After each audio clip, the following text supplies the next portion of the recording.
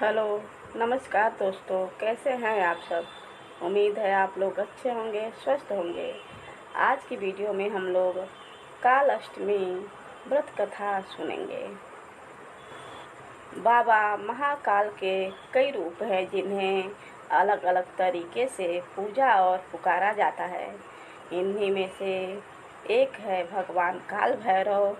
काला अष्टमी के दिन पूजन के समय बाबा काल भैरव की कथा जरूर पढ़नी या सुननी चाहिए। कहते हैं कि ऐसा करने से शुभ फलों की प्राप्ति होती है।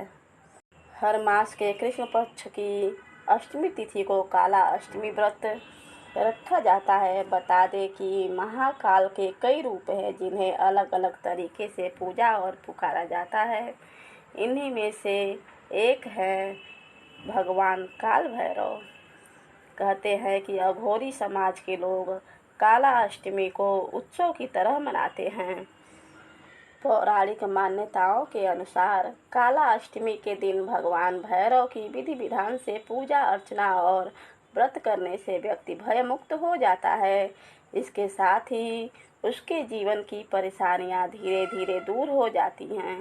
काला अष्टमी के दिन पूजन करने वाले सभी भक्तों को भैरव बाबा की कथा जरूर पढ़नी या सुननी चाहिए।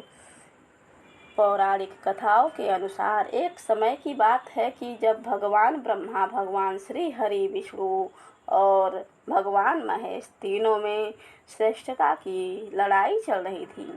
इस बात पर धीरे धीरे बहस बढ़ती चली गई, जिसको कम करने के लिए सभी देवताओं को बुलाकर एक बैठक की गई। सभी देवताओं की मौजूदगी में हो रही इस बैठक में सबसे यही पूछा गया कि श्रेष्ठ कौन है। सभी ने अपने अपने विचार व्यक्त किए और उत्तर खोजा, लेकिन उस बात का समर्थन भगवान शिव शंकर और भगवान श्री हरि विष्णु ने किया। किंतु भगवान ब्रह्मा ने भोलेनाथ को अपशब्द कह दिए। इस बात पर महादेव को क्रोध आ गया।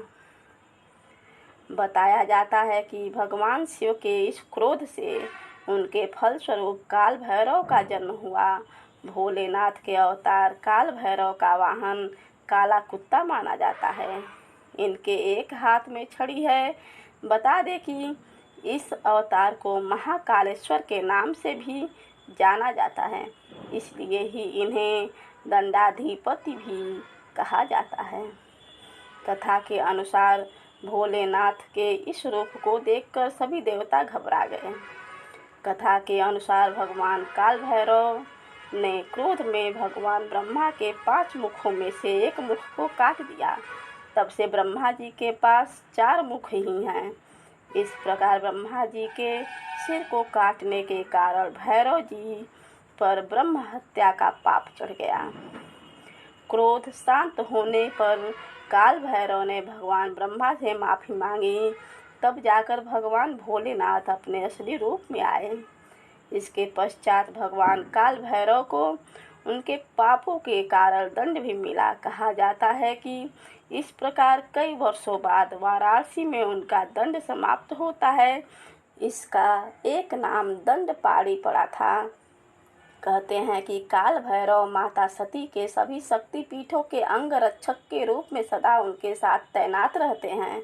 अगर आप किसी शक्ति पीठ के दर्शन करने जाएंगे तो आपको वहां काल भैरव का मंदिर जरूर मिलेगा। वर्तमान में काल भैरव की पूजा उपासना बटुक भैरव और काल भैरव के रूप में प्रचलित है, लेकिन तंत्र साधना में भैरव के 8 स्वरूपों के बारे में जानकारी दी गई है। इनके नाम भीषण भैरव, चंद्र भैरव, क्रोध भैरव, रुद्र भैरव, अतितांग भैरव, संहार भैरव, कपाली भैरव और उन्मत्त भैरव है। काला अष्टमी के दिन भगवान काल भैरव को खिचड़ी, चावल, गुड़ आदि का भोग लगाया जाता है। कहते हैं कि काला अष्टमी का व्रत करने से व्रती के सभी दुख, रोग और शत्रु पीड़ा दूर हो जाते हैं।